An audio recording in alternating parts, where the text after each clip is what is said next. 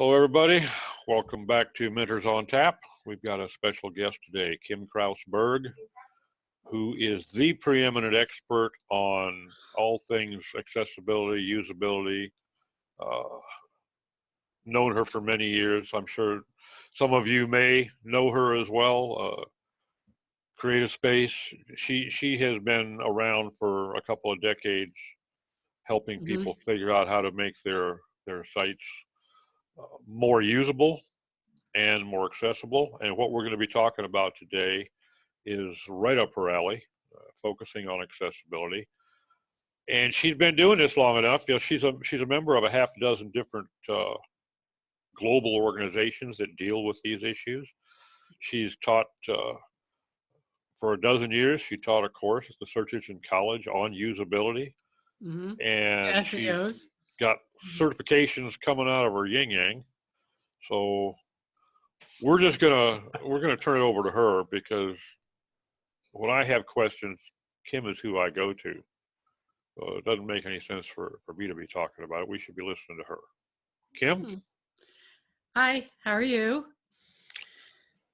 I I hesitate to call myself an expert because when even though I've been doing accessibility work since 2001, because of the technology and the introduction of more and more assistive technology, I feel like I'm just constantly, it's like being an SEO. You're constantly chasing the next thing and the next change. And um, I just don't feel that, expert. I don't think anybody can be an expert because we're always learning. So that's why, I kind of like, um, Agreed. but I do know enough to be able to help companies and people especially. And um, within the past couple of years, accessibility now has certification, and that didn't used to be the case. In fact, I was hired to help test the Pennsylvania state websites to bring them up to accessibility standards. That might have been about 8-10 years ago, and there was no certification for any of that then. So, it was my job and the people, on the team to just do the usability and accessibility and the JAWS based on the information that we had, which was from Section 508 in WCAG. So my point being is that it's getting very specialized, and with the ADA lawsuits that are happening now, I think the judges are looking for people who are certified in accessibility and accessibility law to take, because I think there was a course or case in Florida that the judge was like, well, you guys didn't have enough experience. You didn't hire somebody with experience to test your website. Therefore, I'm not 100% sure we have an issue here. So they made the company go back and hire an accessibility agency and prepare the report. So, That's an interesting development. That could have yeah, some repercussions. right. So, you not only have to have an accessible website, but you have to hire somebody who, if they're not certified, because most of us still aren't, and I'm still going through all the different certs, at least have a lot of experience in accessibility above and beyond the basics. And just learning the basics, that's not too hard, but there are new pieces of code that go, like with HTML5, it's something called ARIA, which is just more, labels and landmarks and things like that. We didn't used to have to do that. When you hand coded websites, we didn't have ARIA. It didn't even exist back then. There's a right way and a wrong way to even use ARIA. And I started to learn more about that maybe about 5 or 6 years ago. Now people are just now starting to learn it and even know that it exists.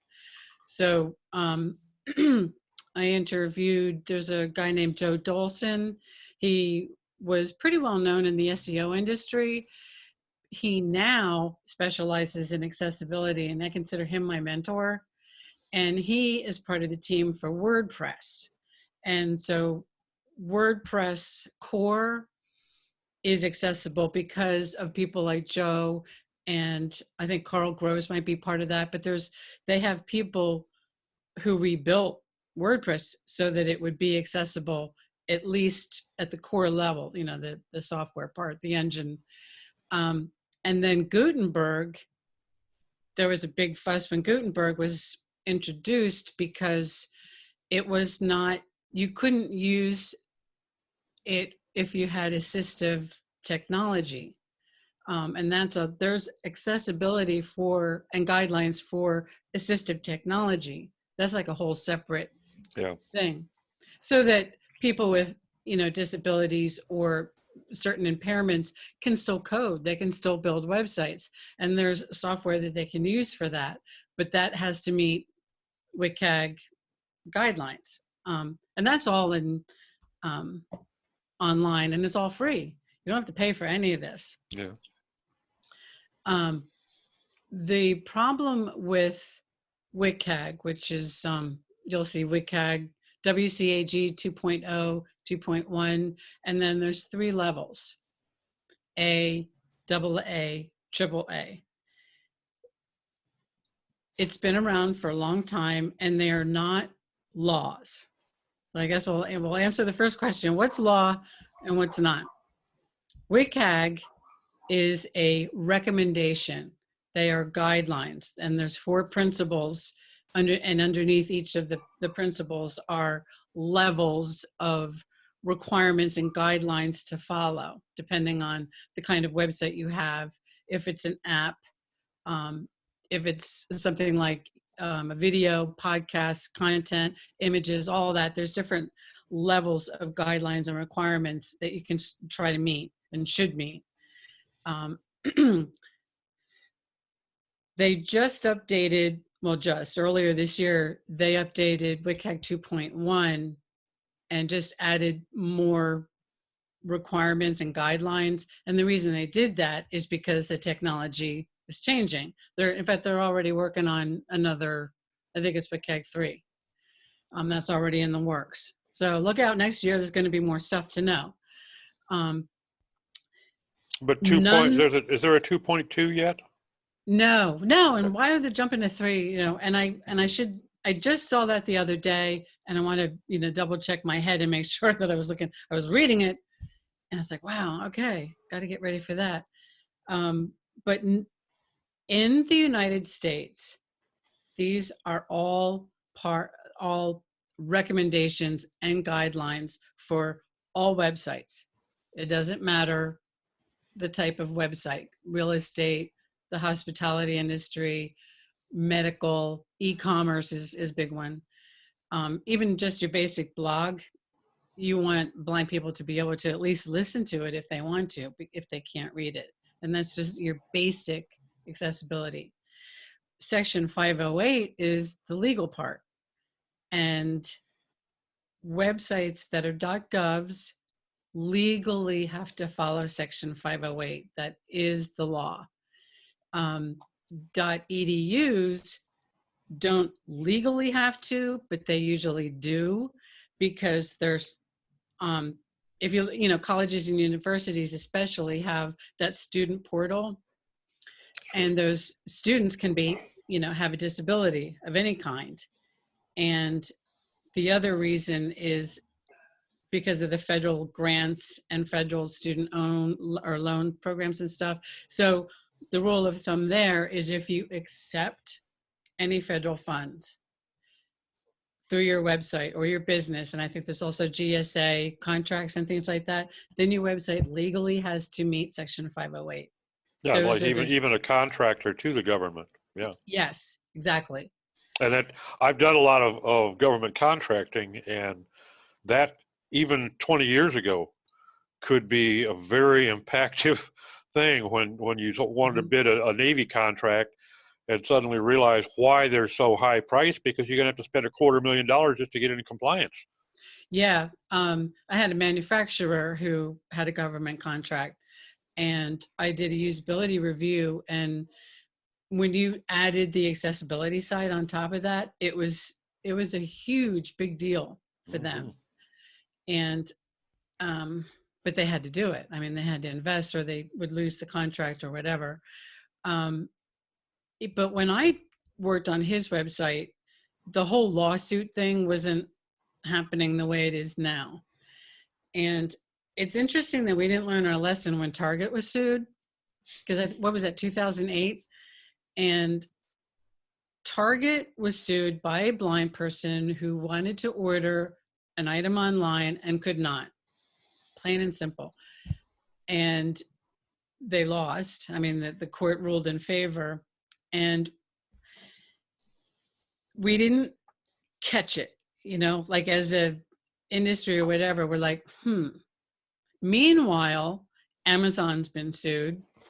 In fact, we have a list, and I have a list somewhere. Nearly every single corporation in the United States and globally has been served with some sort of a lawsuit for not meeting accessibility requirements. Well, the old ambulance chasers, they Right. have, there are Now, individuals that are out there looking for a corporation that may be prey, that has deep pockets that they can sue. But there's also attorneys, and you can expect to see some billboards highway side, been denied access to a website, call us. that is a real problem. And some of us already have the names of the lawyers that so-called specialize in this stuff. They're called a lot of things. That's one of the nicer things. And also I know I made the mistake of calling them a serial filer one time, and an accessibility advocate got on my case for that, because if you have a disability of any kind and you are constantly coming up against a barrier, you become irritated, frustrated. Sure.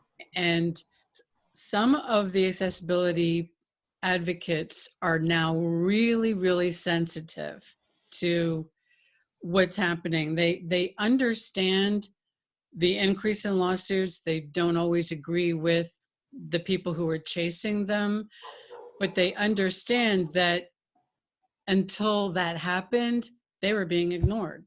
They were being shoved aside. Yeah. So there's like pros and cons to this. But when somebody approaches me and they say, oh my God, we've just been sued, or my client has been sued, 99% of the time you can settle out of court. You don't even go to court. You don't even really need a lawyer. All you need to do is respond. And some companies don't want to. And in fact, I have a client, and I'll just give you an example. They are local government. And I warned them. I said, legally, you don't have to be Section 508 because you are local, you're government, you're not federal. Federal is where Section 508 kicks in. But they have over 1,000 PDFs on the website.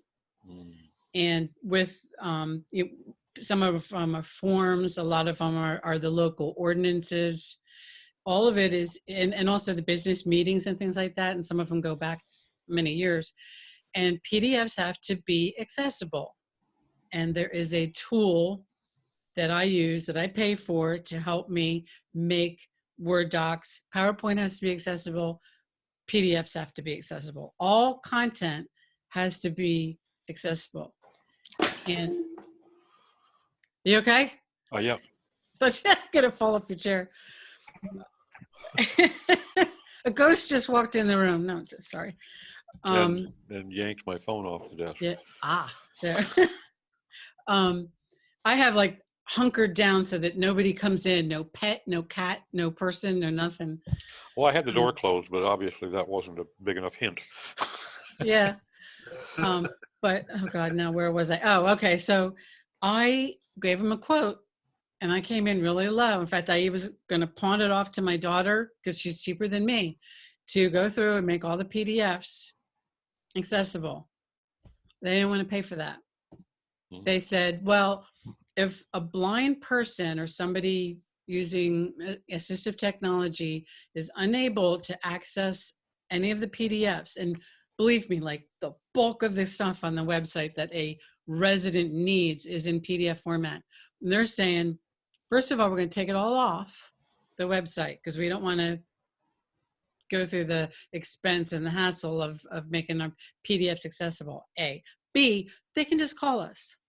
Well, that's discrimination. You and I don't have to call. Yeah. So why would you ask somebody who has a disability to get on the phone and ask for a document to be put into the mail and yada, yada, yada. So I pushed back, and now we're at a stalemate. So what I did was, they have an accessibility statement, and I'm going to recommend this to everybody. You state on the accessibility statement what is accessible, what is not, and if you run into any problems, you contact the website, the owner, some sort of a contact person, and let them know that you have a problem before you go and get a lawyer and, serve a letter or something like that. And I wanted to put in a disclaimer and I've actually been talking to people. It's like, okay, I'm not responsible, because as the consultant, I have advised them, this is what you need to do. If you choose not to do it, I don't want anybody coming after me. Well, and I would highly recommend you do. I do a lot of GDPR compliance audits, and I have a disclaimer saying, I'm not an attorney. This is my good faith interpretation, but if you have a particular issue, you should consult an attorney. And I have a couple of attorneys that I can refer them to who are proficient in that area. But Right. yeah, the other thing that, and I really battled, and Steve will remember this, when I first started doing this, I was considering reinstating my errors and omissions insurance from my old consultant days. Yeah. And of course, the price of it is like 12-fold what it used to be. So I just say, nope, I'm going to put my faith in my disclaimer, but they're kind of like contracts. They're worth the paper that they're written on. Disclaimer. Right. It depends on the judge. Disclaimer may not carry any weight, but I would certainly at least offer it. It may keep some people from thinking that they can file a claim against you if someone files one against them. Right. Keeps honest people honest. That's, Right. And leave the door open. I remember back in the 90s when we were building websites, we had, if you have any problems, contact the webmaster. I mean, it was in the footer all the time. And then we got away from that habit, and why, I really don't know. But I think it's a good idea that if you have run into any problem, you should be able to contact somebody, whether it's just a quick email or a form or a call or something like that. But excuse me for interrupting again. I saw something interesting about a week and a half ago on a site I went to, that they actually had down in their footer, they had contact emails for various things, whether it was a cart problem or a site functionality problem, and they had an accessibility. I think it was usability/accessibility advocate. nice. And so if you have any problems, we are working on this. We understand there may be some issues for some people. So please, if you see something that you think we can improve, contact us and let us know. And I thought they actually had a page dedicated to that individual, a contact page, and with a form you could fill out. I thought that was a good idea.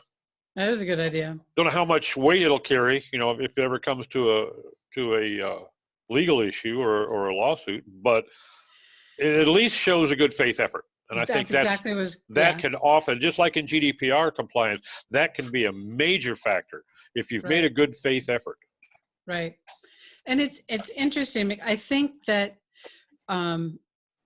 accessibility is no longer something that you do last, or put aside, or as a separate thing.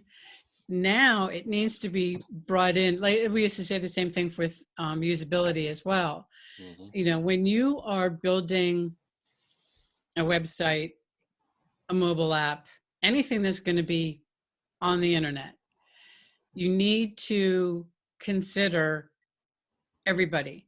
And actually, the word now is inclusive design. And you might see universal design, which is a whole nother area. But if you think in terms of inclusive, more people that can use your website without running into any issues, no barriers or few barriers, they're going to convert more.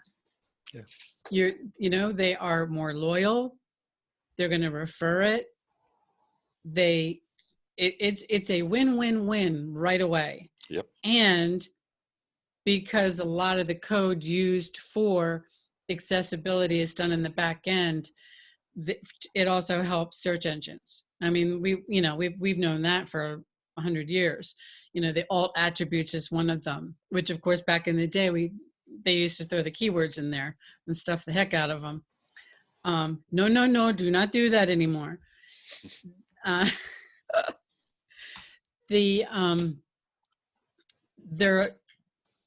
But it's interesting because we spend a lot of time as advocates just reminding people to think about the people who are using the website and where they are using the website.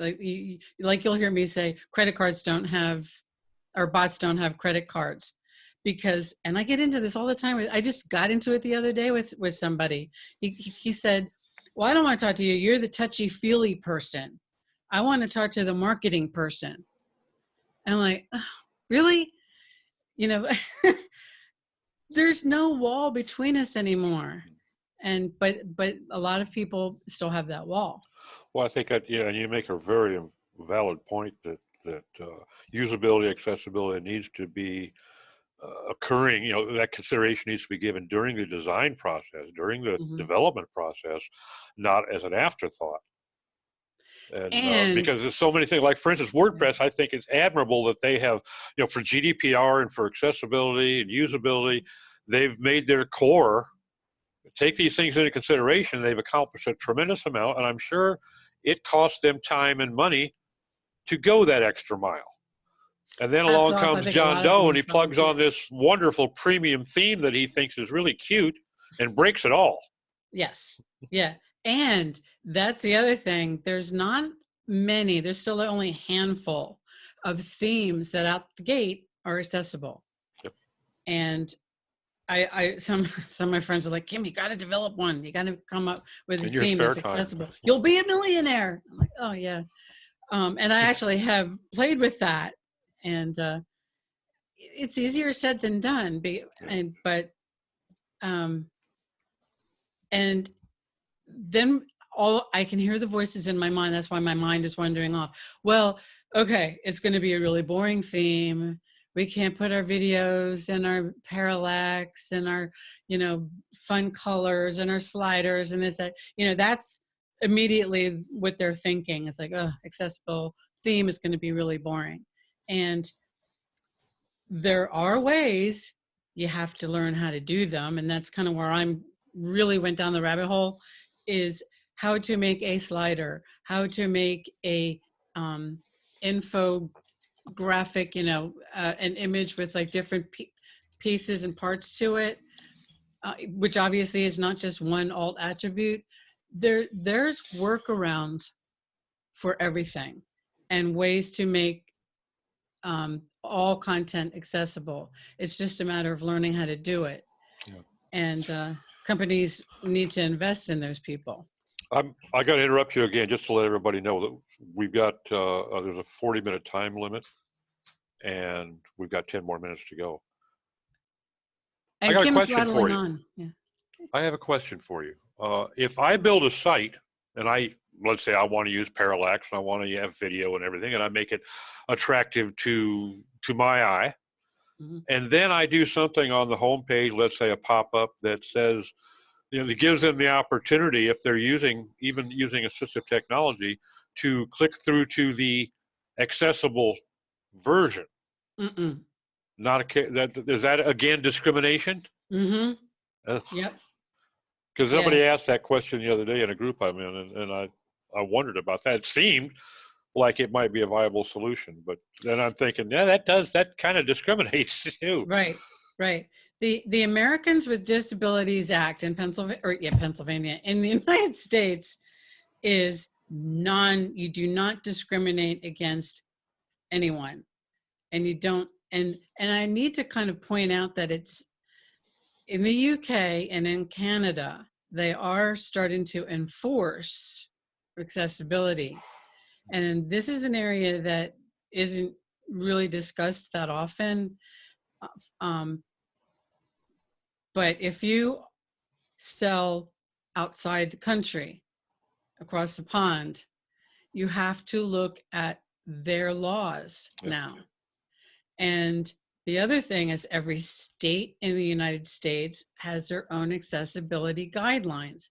Most of them are the same as WCAG, but so this is what I mean by the rabbit hole. Once I started to go down, I realized what I didn't know.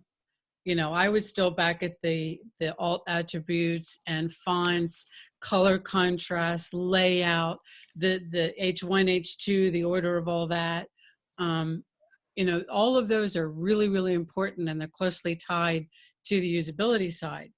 But mobile apps, JavaScript, performance, you know, the forms, all of that, they all have to be accessible too.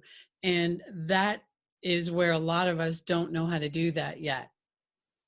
And that's why there's these accessibility companies that I've been referring people to. Because if you're at that level, if I can't help you, and I can do JAWS, I can test with JAWS, but people don't want to pay for that. But there are companies that do take it to that level. If you're a corporation, that's the route you have to take. But for most of us, just building a website that people can see and read is, and you know, where there's not a lot of distractions and stuff, that's the way to go. Yeah, it is a rabbit hole. Mm-hmm. I think it makes sense. You know, I'm not a big fan of large government, but there are some areas in which I think they need to be handled at a federal level. And it's the same thing we're looking at GDPR, usability, accessibility issues. If you have 50 states, each with a different standard, it makes it virtually impossible for somebody to do anything but comply with the most stringent. Right. And the So most basic. it just makes it a lot easier to set a minimal standard at a federal level. And I would be, you know, I would almost want to preclude, let's say, for instance, with the CCPA for, you know, it's the counterpart to GDPR in California. Mm. It's more stringent than anything else, any other state level in that, you know, in privacy management. So if you are a U.S. business and you want to sell to all 50 states, you better comply with California for now. New York is getting ready to enact theirs shortly, and it's going to be even more stringent than California. So now you're going to have to shift your mode again, and now you have to comply with New York. It would be nice to stop making companies shift gears all the time and just set a standard so that, you know, if we know that Section 508 and you know, WCAG is going to be the standard, let us know what it is so we can comply with it. Right. Let's not do it like the FTC does, where, you know, you must comply with our standards, but we're not going to share with you what they are. they're The a secret. information is out there, and it has been out there. And that when HR 620 came out, with the House introduced HR 620, they were trying to get some legalization stuff happening, but they made it. It didn't pass the Senate because basically what they were introducing was the bulk of the heavy lifting went to the people who were disabled, and they had to wait months and months and months and months and months before there was any resolution. And the Senate was like, no, that's not, you know, I did a lot of writing on that earlier in the year. I think what's happening, and with the Domino's case not being listened to by the Supreme Court, and they threw it back to the Ninth Circuit, what's happening is the legal system is just saying, hey, for ethical reasons, make your business work, whatever, if it's brick and mortar or if it's on the web. And they're taking it down to, that's how simple it's for ethical. And granted, you got to learn how to do it, but For, conceptually, I like that approach. I guess my faith in business humanity is not strong enough to really think it's going to happen. right. So, and if you don't, well, hello, there's going to be lawsuits. Now New York is fighting back. There's a couple people in their government, House or Senator, I forget, that are starting to come up with some legal pushback because I mean, an art gallery got sued by a blind person. Come on. Yeah. And a golf course in Florida, or a bunch of golf courses in Florida, they couldn't book tee time. And we're like, wait, okay. But when they get there, somebody's got to drive the cart. It was just, some of this stuff begins to look a little bit ridiculous. So there's legitimate cases, and then we're just being annoying and seeing what we can get away with cases. Frivolous, yeah. Yeah. We have about 3 minutes left. Anybody watching this can probably tell that this is not a subject that's going to be addressed adequately in a half an hour. There's an awful lot to it. And I think it's the sort of thing, it's important enough we all, for our own sites and for our client sites, we need to be cognizant of the fact that this is an issue that A, should be handled because it's the right thing to do, and B, better be handled because it may be extremely costly, even could put somebody out of business. Mm-hmm. I don't think any of us here could absorb $1 million lawsuit or $100,000 settlement to avoid one. So, it's just prudent, and it's the right thing to do. Yep. And it does not cost that much to have a site review, which is something that I do. And I've been tying accessibility in with usability for years. When in doubt, just find out. It's better for your own peace of mind, and better to be prepared. And if you do need remediation, we'll work it out. It's better to know than not know. Very good. Where you stand. Well, we really appreciate your time, Kim. Tell everybody what your preferred email is, your website URL, and if they have questions or need the services of somebody who lives and breathes this stuff every day, I highly recommend Kim. I've known her for years, and she wrote for me over at Search News Central. She knows her stuff. She knows, she's forgotten more about it than most of us will ever learn. So she's your person. Tell everybody where they can find you, Kim. Well, my website, my main one is creativevisionwebconsulting.com. I know it's long. The SEOs have had my head for that one. But my previous one was Create PC, so that I just lose. But yeah, you can find me there. And if you just type in Kim Krause Berg, it'll take it to my